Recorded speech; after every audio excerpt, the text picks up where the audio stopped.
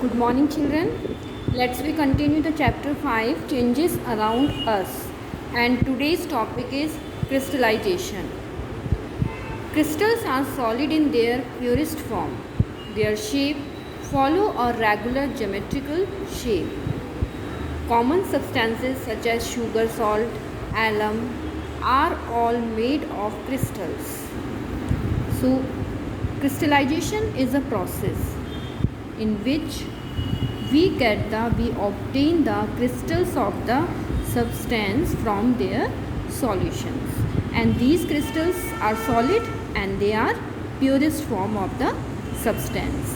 ये एक ऐसा प्रोसेस है जिसमें किसी सब्सटेंस के सॉल्यूशन से उसके क्रिस्टल्स बनाए जाते हैं, ओके। और वो क्रिस्टल कैसे होंगे? उस सब्सटेंस की प्योरेस्ट फॉर्म होंगे। सिर्फ हमने उस सॉल्यूशन से क्या ले लिए? क्रिस्टल्स। तो जैसे शुगर के क्रिस्टल्स आपने देखे हैं, मिश्री, सॉल्ट के देखे हैं। जब हम सी वाटर से सॉल्ट ऑब्टेन करते हैं तो वो क्रिस्टल की फॉर्म में होता है।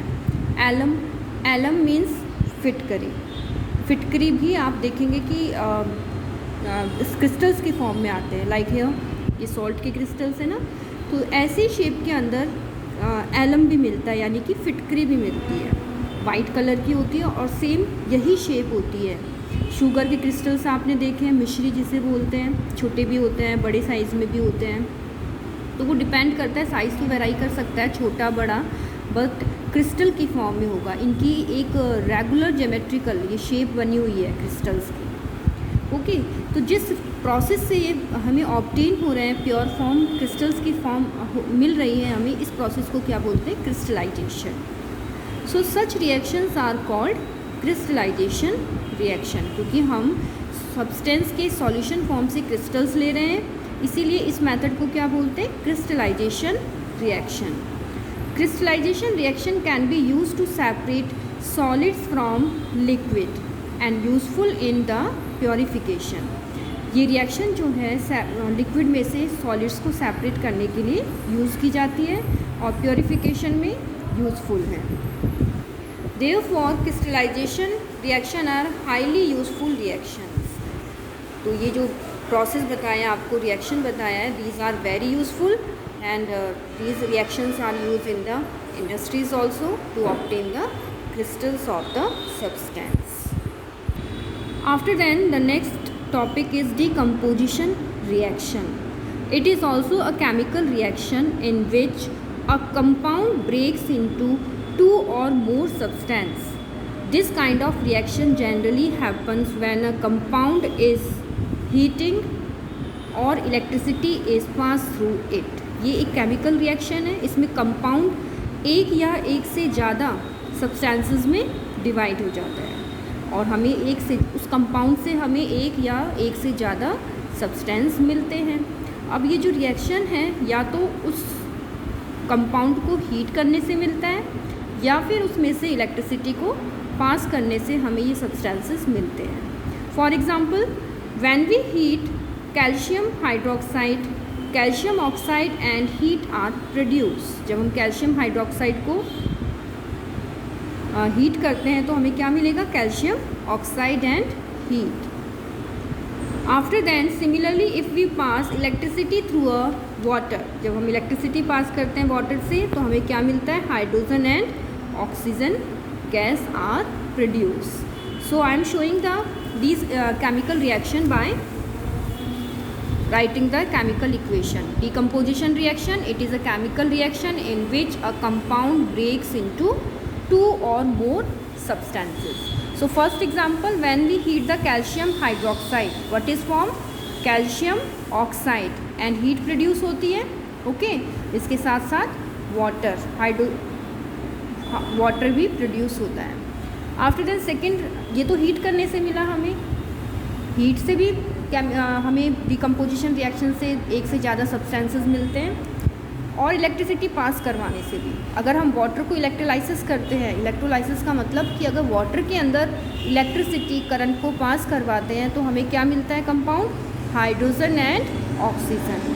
तो ये एक कंपाउंड है, इससे हमें दो सब्सटेंसेस मिले इलेक्ट्रोलाइसिस से, hydrogen and oxygen. That's why it is a decomposition reaction. एक कंपाउंड से हमें कितने प्रोडक्ट मिले, 2 या 2 से ज़्यादा। इसीलिए इस रिएक्शन का नाम क्या है, decomposition reaction.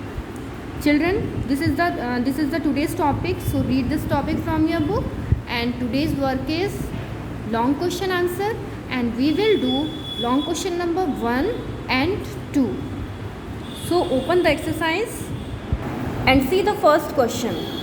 The first long question is, bring out some differences between a physical and a chemical change.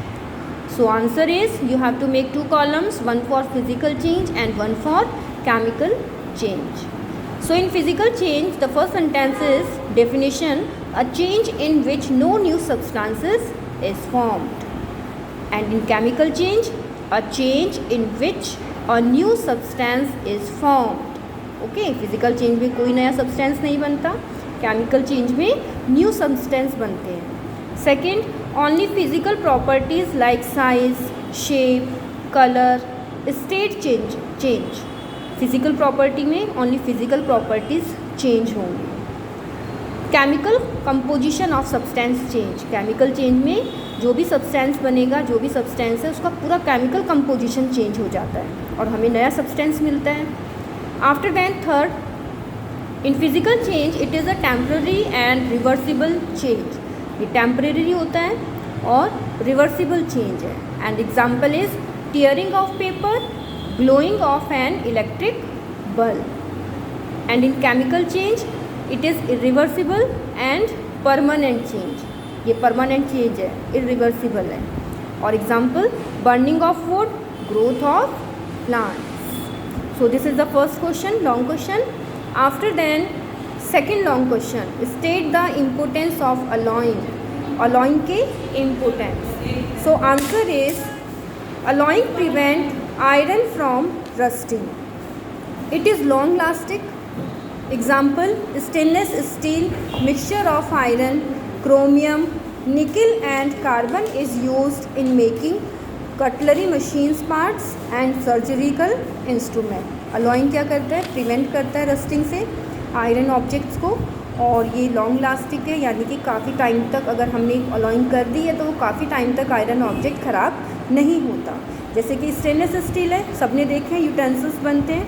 Yesterday I told you about the stainless steel and it is a mixture of iron. Iron के अंदर क्या क्या mix है, chromium, निकल and carbon. Okay, and ये कहाँ use किया जाता है, मशीनरी पार्ट्स में, सर्जिकल इंस्ट्रूमेंट में, सीजर्स बनाने में, ब्लेड्स में, यूटेंसिल्स बनाने में. So this is the importance of the alloy. So children, do these 2 questions, long question number 1 and 2 in your notebook. Thank you.